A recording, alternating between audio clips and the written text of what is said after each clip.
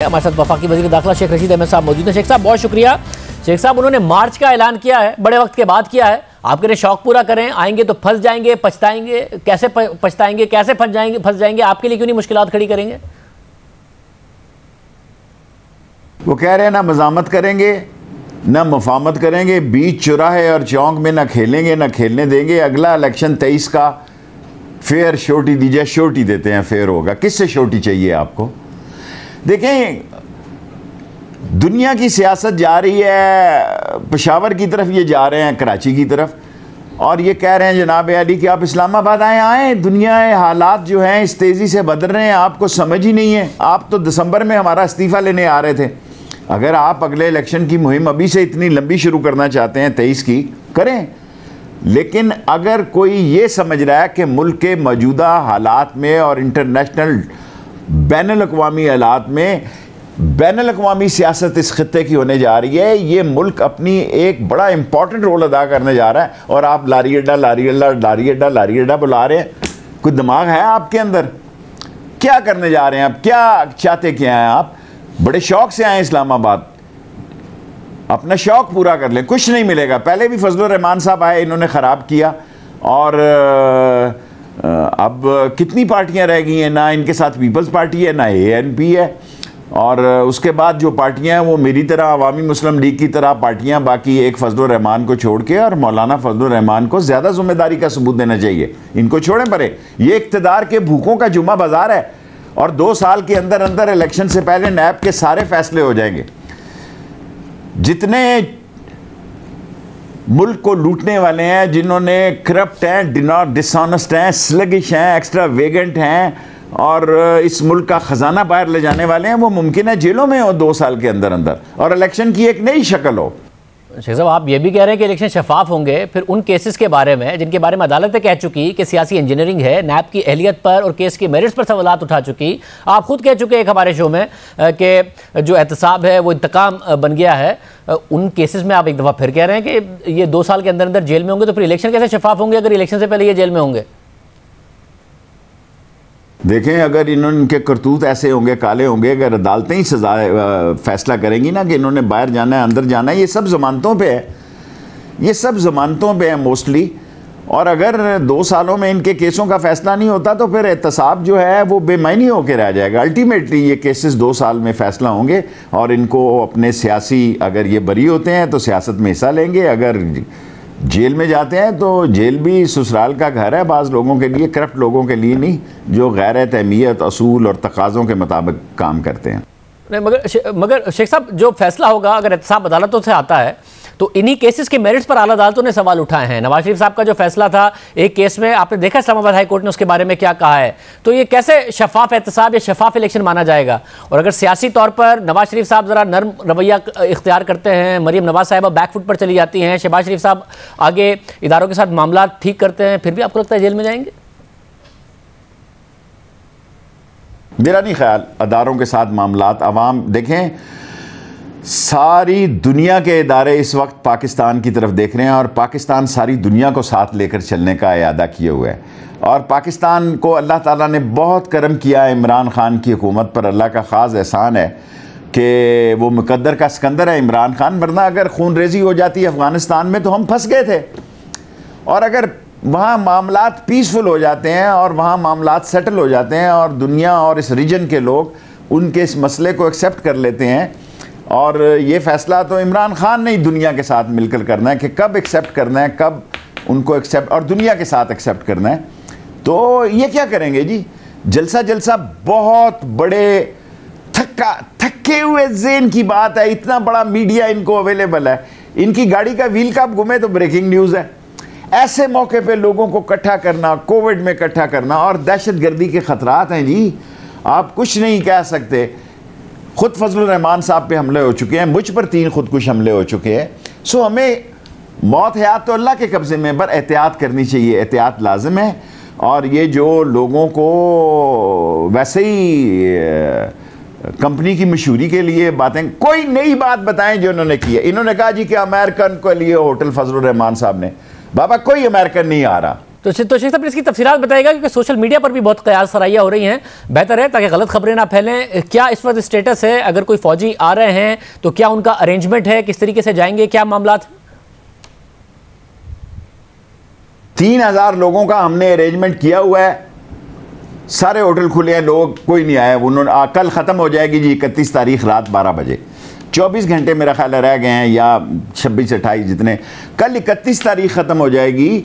सो हमारे पास कोई अमेरिकन नहीं आ रहे अभी तक। जिस वक्त मैं शाहजेब इंटरव्यू रिकॉर्ड कर रहा हूँ, पता नहीं कहाँ की लोग फोटोएं निकाल रहे हैं। हमारे पास 500-600 लोग एयरपोर्ट पे ट्रांजिट रुके हुए हैं, 700 तक होंगे, 400 कल 550-600 थे।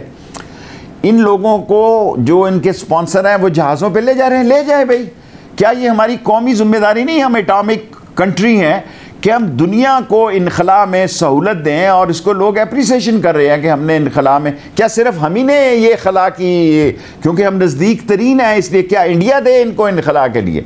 इंडिया की तो सफ़े मातम बिछी हुई है, उसने तो प्रोपेगेंडा करना है, उसकी तो सारी इन्वेस्टमेंट तबाह बर्बाद हो गई है। 80,000 लोगों का जान का कैजुअल्टीज़ हमारी जो हैं उसको लोग भूल जाएंगे क्या? देखें ना, असल मसला तो ये है कि सारे खित्ते में अगर एक नई सियासत होने शुरू हो जाती है और सेंट्रल एशिया तक चली जाती है, और चीन का इंपॉर्टेंट रोल हो जाता है, ईरान का, रूस का, उज़्बेक का, ताजिक का, टर्की का, तो पाकिस्तान उसमें सरखेल होगा। और पाकिस्तान अपनी जिम्मेदारियां निभा रहा है। ये किस चक्रों में चले हैं जी? इस्लामाबाद जाना है जी, इस्लामाबाद जाना है। इधर खाला का घर है आपका, अपने इस्लामाबाद आना, आए बैठे। आप बैठ के भी देख चुके हैं, आप हमारे इस्तीफे भी मांगने आ चुके हैं। आप जलसा करते रहे, आप 2 साल तक करें। इंशाल्लाह जब इलेक्शन का वक्त होगा 2023 में, आपकी ये पोजीशन इससे भी ख़राब होगी जो आज है। और मगर कैसे ख़राब होगी? शहबाज शरीफ साहब तो इदारों को पैगाम दे रहे हैं कि 74 सालों में जितना सपोर्ट इदारों ने इस हुकूमत को किया है, किसी हुकूमत को नहीं किया। अगर 20-25% भी किसी हुकूमत को करते तो वो ज़्यादा बेहतर कामयाब होती। वो आज भी कह रहे थे कि इन्होंने, इनकी इतनी नाअहली है कि इतनी सपोर्ट के बावजूद भी बेड़ा गर्क किया है इस हुकूमत ने इस वक्त मुल्की मामलात का। देखें, ये पैदा ही इदारों के घोंसलों में हुए हैं। ये GHQ के गेट नंबर 4 की पैदावार है। अगर कोई शख्स इनका जनरल जिलानी से पहले एक बयान, मैं उस वक्त साथ था इनके, जब डॉर्चेस्टर होटल के आगे ये गाड़ियों की शनाख्त हो रही थी और फ़ोन आया कि जी आ जाएं, आपको एक्साइज एंड टैक्सेशन का मिनिस्टर बनाया जा रहा है, तो आ गए। और फिर एयर मार्शल, अल्लाह उनको जन्नत नसीब करे, उसके पास गए इनके वालिद मरहूम समेत, और वालिद मरहूम समेत उनके पास गए और उनको कहा जी कि हम माफ़ी चाहते हैं, हमें वजारत मिल रही है। फिर आगे बिजनेसमैन होता है, वो लगाता है और बनाता है और खाता है और कमाता है और फिर मुल्क से बाहर ले जाता है। यही इनका मेन फार्मूला है। और दुनिया में हर आदमी ने मेहनत की इख्तिदार में आने से पहले, समेत ANP पे। हालांकि मेरा बादशाह खान, मैं पहले बादशाह खान के बारे में एक राय रखता था जब बहुत नौजवान स्टूडेंट था। जब मैंने बादशाह खान के साथ शोरश और ज़रूलाई के घर में गया तो वली खान से, जो मेरे मैथ्स वन से मेरे तल्लक नहीं थे, लेकिन बादशाह खान और वली खान साहब, वली खान तो मेरा मतलब है मेरा जितना मरहूम से मजाक था। ये सियासतदान थके हुए सियासतदान हैं, ये बारगेनिंग पॉइंट के लिए सियासतदान बने हुए हैं। और इमरान खान दुनिया इधर से इधर हो जाए, इनके साथ कोई दरमियानी रास्ता नहीं इख्तियार करेगा। अदालतें छोड़ती हैं तो इनको छोड़ दें, वरना 2 सालों में इनके केसेस के फैसले हो जाएंगे। शेख साहब, आप गेट नंबर 4 की बात करते हैं ना, तो फिर ऐसा कोई चांस नहीं है मरीम नवाज़ खामोश हो जाएं, नवाज शरीफ साहब सॉफ्ट हो जाएं और शहबाज शरीफ साहब के लिए दरवाजे गेट नंबर 4 के खुल जाएं? देखें, शहबाज शरीफ तो कभी गेट नंबर 4 से निकला ही नहीं, लेकिन हर वक्त गेट नंबर 4 नहीं होता। जनरल कियानी के बाद वो गेटों के रास्ते भी बदल गए हैं। वो गेट नंबर 4 उधर कहीं चला गया, आर्या टंज भाटे की तरफ। सो अब every day is not Sunday my dear, so every day is not Sunday. इनका संडे इतवार बाजार हो गया है। सो अब ये फिरते रहे गली गली, कोई इनकी सियासत मुझे दिखाई नहीं दे रही। और अल्टीमेटली पीछे वही हैं। शहबाज शरीफ एक फेस है, सियासत उन्हीं की है।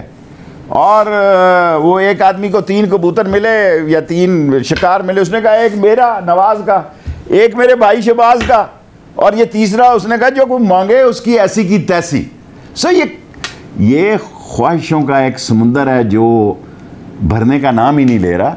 ये पीछे से सियासत उन्हीं की है, लोग इतने बेवकूफ़ नहीं हैं।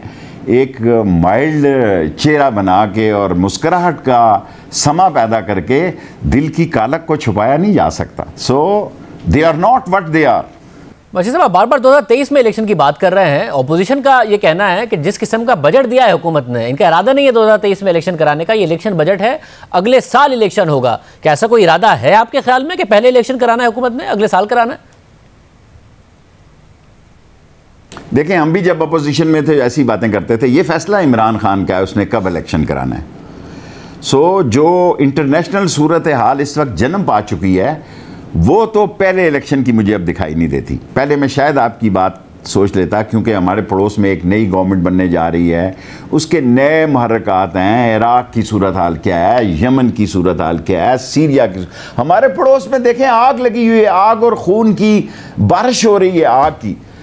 और एक हमारे पड़ोस में एक जो सूरत हाल बनी है जिसको सारी दुनिया वॉच कर रही है, और हमारी भी दुआ है कि वहाँ अमन हो। और उन्होंने आम माफ़ी दी है, उन्होंने ख़वातीन को काम करने और तालीमी इदारों में जाने की बात की है, और उन्होंने दुनिया के साथ राब्ते रखने की बात की है। और ये ज़रूरी नहीं कि उनका हमारे साथ या चीन के साथ या रूस के साथ तल्लक हो, वो अब डिफरेंट लोग हैं, और मुमकिन है उनका अमेरिका के साथ भी तल्लक हो जाए। और मुझे कोई बैद नहीं कि वो भी उनके बारे में, क्योंकि ये एक बड़ा, पाकिस्तान एक अहम खित्ते में है। इनका जोग्राफिया तो जो है ना, वो यही है कि 4 शुगर मिलें होगी, 6 स्टील मिलें होगी, 2 टेक्सटाइल फैक्ट्रियाँ हो गई, और 2 और क्या इन दी एंड क्या हाल है, बर्गर ही खाता है आदमी। इन दी एंड आदमी बर्गर खा रहा है होटल में, और ये कौम उसका मजाक उड़ा रही है। भी उसके नसीब में बर्गर है, सब उसने छोड़ के जाना है। तो साहब, ये जब हुकूमत कहती है अगला इलेक्शन में हम जीतेंगे, तो अगला इलेक्शन जीतने का इनका इरादा अपनी कारकर्दगी की बुनियाद पर है, या इस महंगाई को देखते हुए और इस कारकर्दगी को देखते हुए इस बुनियाद पर है कि इन्हीं केसेस में अपोजिशन को जेल में डालेंगे, इदारों के इनके साथ इख्तलाफात रहेंगे, इसलिए इलेक्शन हम जीत जाएंगे? आप आखिरी सवाल मुश्किल करते हैं। इनके लिए, अपोजिशन के लिए मुश्किल वक्त है, और ये मुश्किल वक्त से गुजरने वाले हैं। उसकी नौयत क्या होती है, वो किस तरीके और सलीके से होता है, इसके बारे में मैं अभी कुछ कहूँ तो कबल वक्त होगा। और इमरान खान को ये लोग अंडर एस्टिमेट कर रहे हैं। इमरान खान एक हकीकत है, और सीटें बढ़ती हैं, सीटें कम हो जाती हैं। लेकिन अगर कोई ये समझ रहा है कि इनके हाथों, पहले तो मैं रिजर्व था बहुत सारे मसलों में, जब मैं इनकी सोच देखता हूँ तो मैं कहता हूँ यार, शायद इनकी नालायकी भी इमरान खान की किस्मत है। मैंने अपनी ज़िंदगी में इतनी नाहल, नकम्मी, निकट्ठू, हैं जी, टाइम वेस्ट करने वाली और गलत टाइम को सिलेक्ट करने वाली अपोजिशन नहीं देखी। और इतना स्ट्रॉन्ग मीडिया होने के बावजूद 3 साल हमारे गुजर गए हैं जी, 1 साल और हमारा कारकर्दगी से पहले अगर हमने ये दिखाना है, और चौथा साल तो देखो मेरे 7 लाख वोटर हैं। मुझे 6 महीने 4 महीने चाहिए अपने, किसी में जनाजे पे नहीं गया हुआ, किसी, देखें 50% वोट होते हैं कैंडिडेट के, 50% वोट होता है पार्टी का।